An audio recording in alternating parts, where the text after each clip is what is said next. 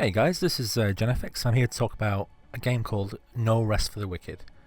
It's been out in early access now for quite a while, but the last couple of weeks I've seen a bit of turmoil in the Steam ratings, and I thought this prompted me to want to make a video about the game, just to go over what it's all about and why I think this game is one of the most promising games in early access at the moment.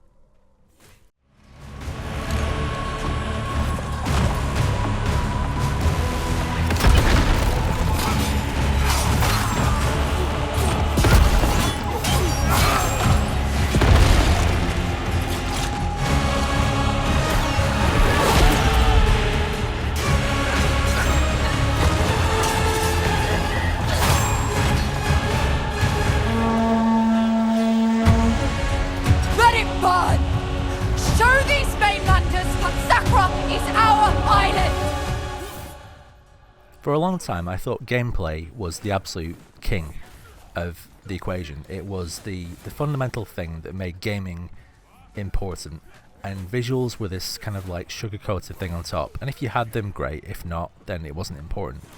Games like XCOM were all about the moment-to-moment gameplay, making decisions, and the graphics, I liked them, but they weren't that important. But in the last few years, last probably 5 or 6 years, I've started to realise that isn't as simple as I thought it was. Games can be very visually arresting. You know, we were all clamouring to get the latest graphics cards when Crysis came out because we wanted to see that amazing fidelity. Games like Breath of the Wild, that they just absolutely captivate you with that organic kind of like mystery that they have. So with all that said, let's take a preview look at what this game is doing at the moment, how the new Breach update has also added quite a lot of gameplay and areas, the music, the sound, and also how the gameplay may not be what some fans of this genre are used to. It's too late for fairy tales!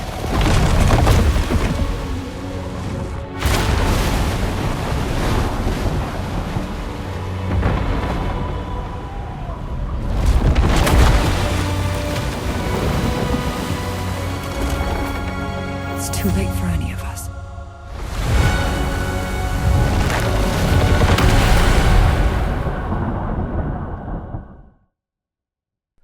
So, considering the game was out of the public eye for quite a long time after its initial early access launch, I think this week has been like the opposite. It's been in the news, and the CEO has been making quite a lot of comments on Twitter, trying to defend his position and his company.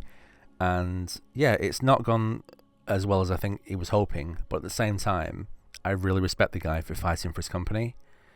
Now, the situation really is that they have bought the rights to their own game. Take-Two sold off Private Division, and they saw an opportunity to go completely independent. So a lot of the problems that have arisen this week have been centered around Steam reviews, and the fact that when the game came out, there were problems with the game, and they'd released the Breach update, and there were various things that were problematic. Things like the backstab wasn't working properly, the game difficulty seemed to have jumped quite considerably. You know, like the general things you would find in an early access launch. They put something out, they tweak it, they patch it, they modify it, and then it gets back to where it should be. That's generally the run of things with an early access game. But the game did seem to receive a lot of negative reviews on Steam very, very quickly, and it sent it down into the mostly negative realms. Now, if Steam reviews have two functions, really. One is they inform players about a game's worth. If you go along and say, oh, look at this game, and it says mostly negative, I think it's fair to say most gamers are just going to walk straight away. They're not even going to entertain the idea of buying the game. But also, the same system is used to give the developers feedback. Now, I think that's wrong. I think that Steam reviews should be turned on in terms of you can give written feedback, yes. But I also think that the recommend or not recommend system should be turned off until a game hits 1.0. Now, don't get me wrong, I think that the Steam review system overall is very good. I think that it gives players a really good opportunity to say this game is worth it and this game is not. It also allows them to raise a issue with the game, even things like outside the game, like the publisher taking the piss or something going on, it allows people to have a voice, and I totally support that.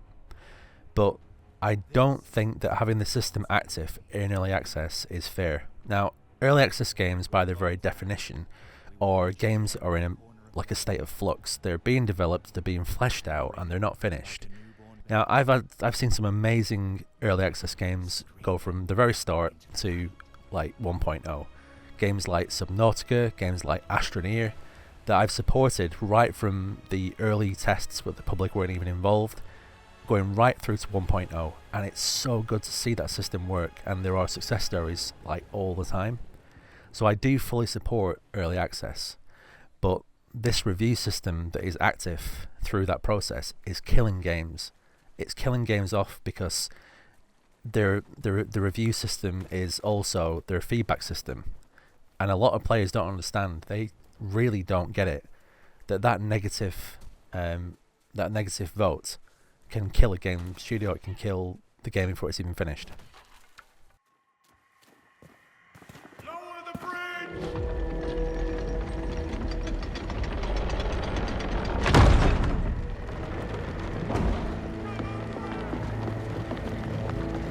State your business. Quickly. Don't think just because you felled the beast, you're an ally. It's all right, Winnick. I apologize for the lack of hospitality. My friend here has his guard up for good reason. Once the raiders took the old fortress... So I think I've covered why I think the Steam review system isn't working, but let's move on to why I actually think this game is worth fighting for.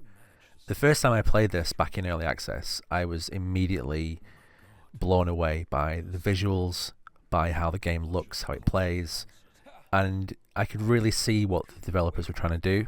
They said themselves they wanted to redevelop and reimagine the ARPG genre, and I think they're trying to bring so many things into the mix. They're fighting almost 3 different fronts, and they're trying to develop 3 different games. You've got a resource management game, you've got a crafting game, you've got a game where you are gathering like in an MMO, you've got the actual combat side of things, you've got the story on top, you've got the world that is ever changing around you. So they've got all these different things that are in the mix, and it's going to be difficult for them to balance it all. Already gamers are like saying, well, I don't like the gathering, it's too time consuming. And yet gamers like me, I love it. I love getting into that zen kind of like mindset of going on a run, gather all my resources, going back to my house, doing all my cooking, making my weapons. I love all that. But then again, there's more casual players who have got less time, maybe. That doesn't quite gel. So they really have got their work cut out for them. No Rest for the Wicked looks like a children's fairy tale willed into life. It's one of the most visually captivating games I've ever seen, and it's the thing that immediately grabbed me and made me think this is something special. Now, it's no surprise really, if you look at what Mean Studios have done prior to this game with the Ori games, they've got a really unique talent. They make games feel alive. They've got a very good eye for detail. Every single environment in this game has just got things all over it that just capture your eye and grab your attention, and you're like, wow, they really thought about this. They really thought about how the interiors look, about how wind affects the foliage, and most importantly, the light. The light is so exquisite. You go into like the towns and the cities, there's like a torch burning on the wall, and the warm light from the fire is like casting down the alleyway behind you. They've also got this technique where the world is actually bent, like you can see the curvature of the earth, and that allows them to actually show more depth in the actual world. And I kicked him so hard that he saw the curvature of the earth. Does that make you feel any better? So the end result of all these different techniques coming together is that they feel very cinematic, and they've used the camera system to great effect. One in particular I remember is the madrigals moving into Sacrament, and the camera is like almost looking straight down from the rookery down to where the madrigal are coming into the city, and you can see the Watcher on the right on his balcony, and it just shows how much talent these developers have got for telling stories and placing the cameras just in the right places. So I think it's fair to say the visuals speak for themselves, but what about the actual gameplay? Like, how do you actually spend your time in this game? So I think one of the major draws for me was exploration. So like I said, you land on a beach at the beginning and you just set free to kind of explore.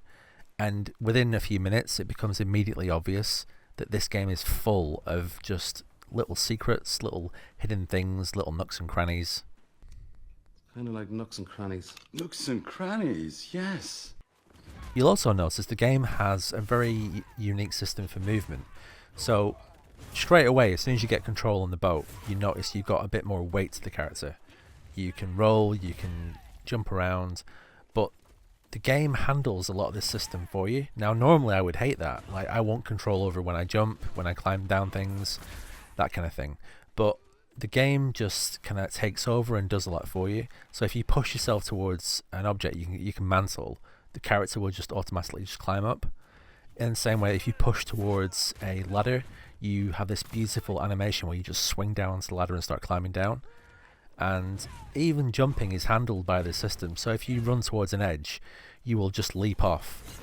If you walk towards it, you will just drop off. So platforming and climbing is surprisingly well done, and this gives the game the opportunity to have an amazing level of verticality, which you can see right from the word go. You know, you might notice like a beam going up from the ground in like a dilapidated house, and you'll climb up the beam and then you get to the top of the wall, and then from the wall you can climb up somewhere else, and before you know it, you found a secret. You know, the game is packed full of secrets and things to discover, and I think that was one of the major reasons why I enjoyed the game so much at the start.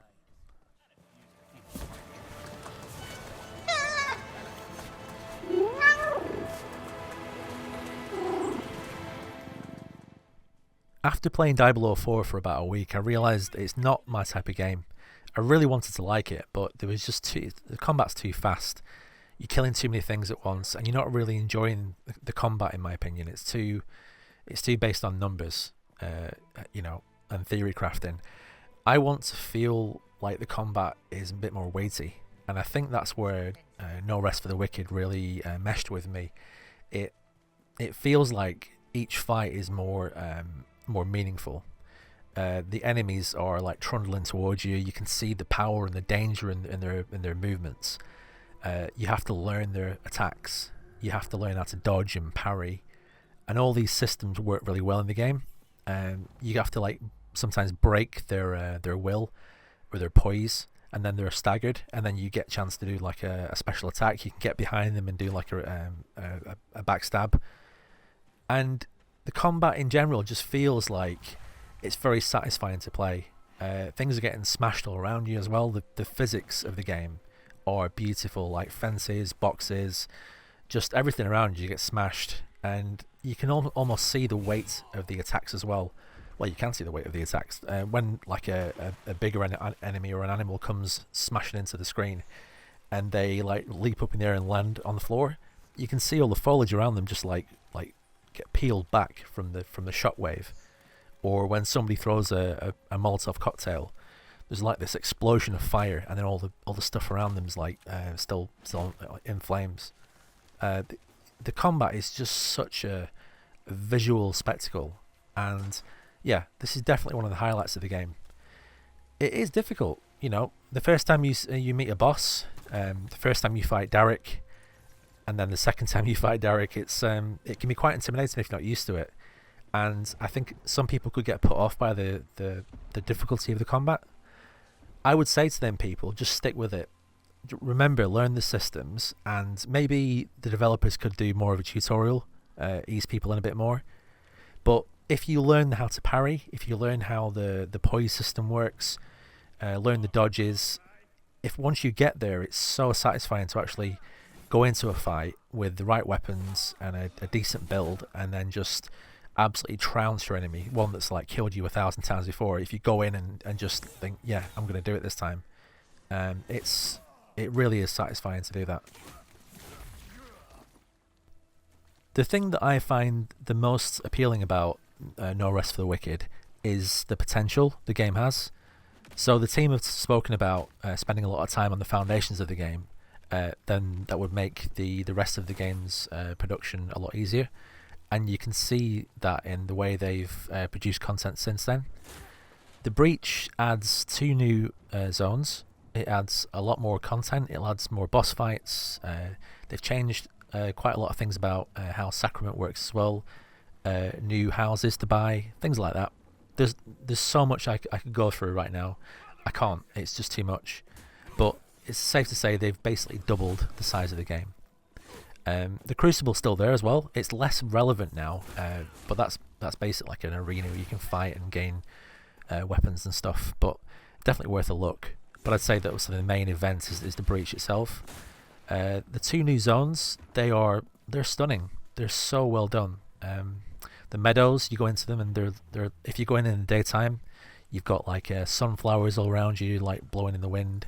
You've got this amazing section where you get onto the windmill and you can actually get a cable car back down to one of the other zones, and that shows off the curvature effect I was telling you about prior in the video. Just shows it off perfectly. And this also proves that the team are not taking their foot off the gas. If anything, they're improving as they go on. The Breach content is significantly more impressive than anything they've done so far. And they're also listening to what people are saying, the feedback from the fans. So since the Breach launched, there were obviously, as I mentioned, there were problems with the general state of the game. We've had 3 hotfixes so far. There's another one due to drop very soon, and then they've got this patch 1, which will include things like being able to travel to fast points, any fast point, which has been a big fan request. They're also including things like gem reslotting. So at the moment you have to destroy an item to get a gem out, whereas then you'll be able to actually reslot gems and not waste the item, which is pretty cool.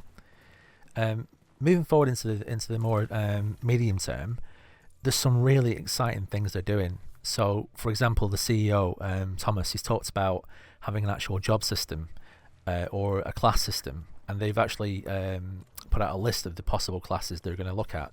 Things like necromancy, things like clerics, all based around the amazing weapons they've got in the game.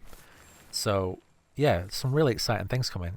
Even ideas like turning the farmland in Sacrament into like a workable farm, so people who want to farm more resources for like for fights and things like that, they'll be able to actually go off and like do farming and things instead of just gathering in the natural environment.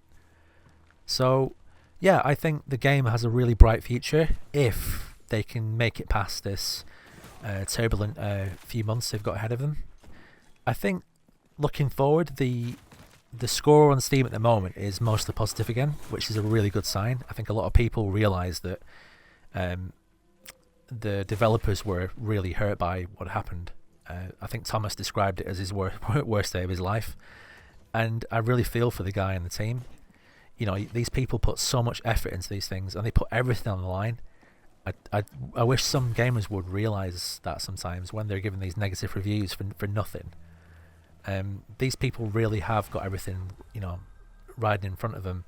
They've taken the studio independent, and this is make or break. You know, this is them taking a really big chance, and I really respect that. But I think also, you know, we have to stand behind them and support them, give them feedback, yeah, but don't do it via negative Steam reviews. Do it by the Discord, you know, or send them a message on X, or you know, send them a message on their feedback systems. Anything but a negative review, because that's just going to put people off, take away support from the game, and then it'll just disappear into obscurity. So I think I'll wrap my video up there, guys. I've got so much to talk about still with this game, even though I've gone on way longer than I thought I would do. I've still not talked about the sound and the music, have I? The sound is so well done. All the sound effects are like top tier, but the music especially. The guy who did the soundtrack for Ori, which I regularly listen to on my phone, it's so well done. Gareth Coker, he's now on board for this, for No Rest for the Wicked. So that's a really a good thing, because he's just like the best in the business. He's amazing. And yeah, if you get a chance to check this game out, it's really cheap. It's like £24-25 on Steam at the moment, and it's worth every penny. There's so much content, and if you buy it now, obviously, you're supporting the developers in their process, but also the game is already worth that much and then some. So you're going to get this game that exists now, and obviously in the future when all the rest of the game comes into place, it's going to be amazing. This game will be, a genre-defining game. Absolutely, I believe in it. I believe in the team. If you want to talk about the game, if you've got any comments, I'd love to have a chat with you down in the comments on YouTube. And thanks for stopping by. I really appreciate it. If you give me a like or a dislike if you didn't like something, and give me some feedback that way, that'd be great. Alright guys, take care, and I'll see you again soon.